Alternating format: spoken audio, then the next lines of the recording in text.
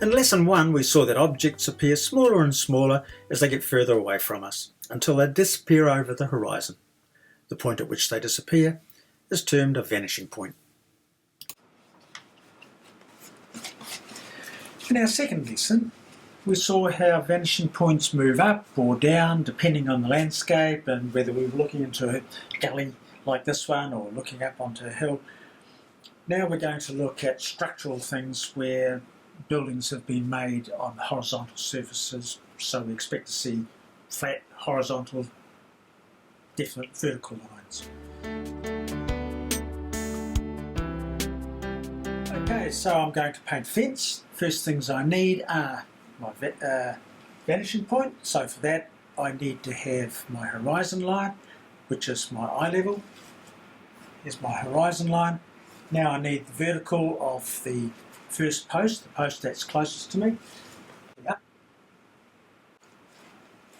Now, how to decide the various angles for the bottom of the fence, tilts, the top of the fence and so on.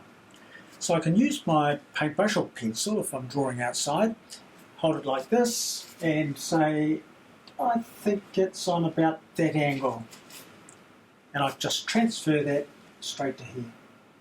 Another way is to get a couple of pieces of cardboard or something like that, look at the fence, decide on the angle you think it's on, and there we are. So, having looked against the fence, shut one eye, put this against the vertical pole, run that along the bottom or the top, and then here we go. When we move our viewpoint, then the angle at the bottom of the fence will change. So currently it's in this sort of angle, which, if you imagine a clock face, would be around about 12:30. About 12:30. So we can easily draw a line up here finding our vanishing point.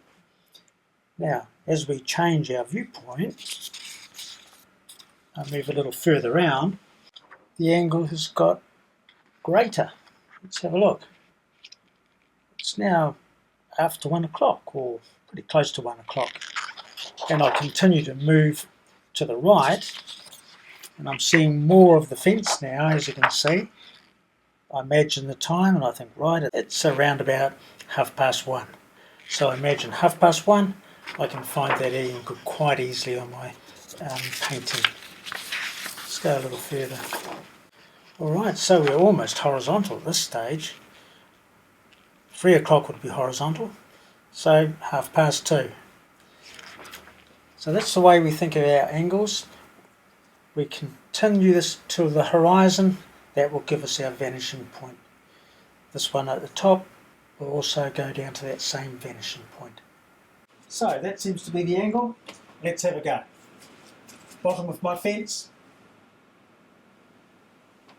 And if I continued it on, it will meet the horizon there. That's my new vanishing point. All horizontal lines within this fence will go to that vanishing point. Alright, top, middle, bottom, will go on those various angles. Let's put some of those in.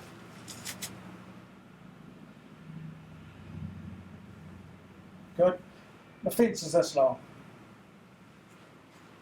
Now, any fence lines within this fence will also go to that vanishing point. So, we've got an imaginary line along here.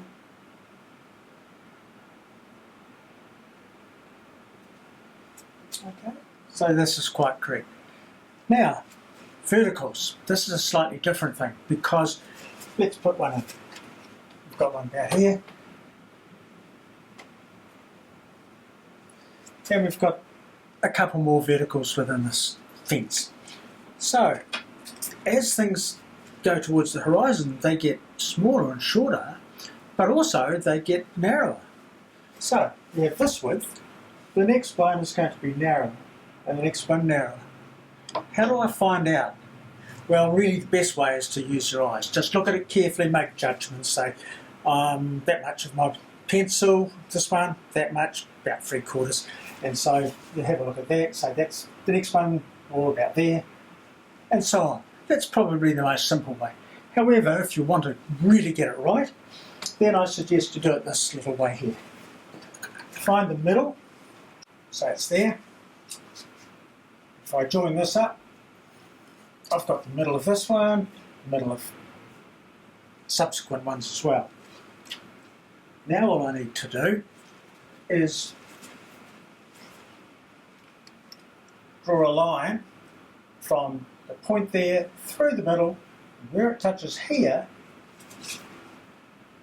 is the start of my next vertical post.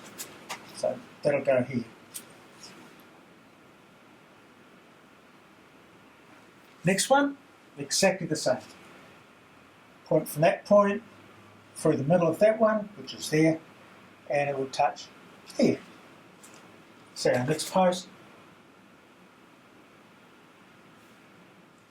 Now, there are my verticals. Sometimes they look too automatic, too exact, and I really don't think very exact things always look good in a painting. It's quite nice to have a little bit of movement, a little bit of inaccuracy. Things too accurate looks just, I don't know, just too sort of, I don't know, photographic. Let's put a couple more lines in just for fun.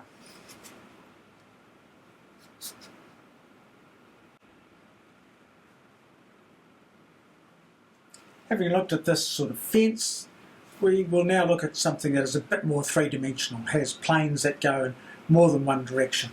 This way and this way perhaps as well. So we've got a house or building. I'll deal with perspective relating to buildings in Lesson 4. If you're viewing this in February 2016, remember registrations for the Broadbeach Art Holiday must be in before the end of the month. Right, don't forget, it's going to be a great time, Blues Festival on that weekend. Information about this is on my blog, and that's written down below, so get onto that and have a look. Thank you.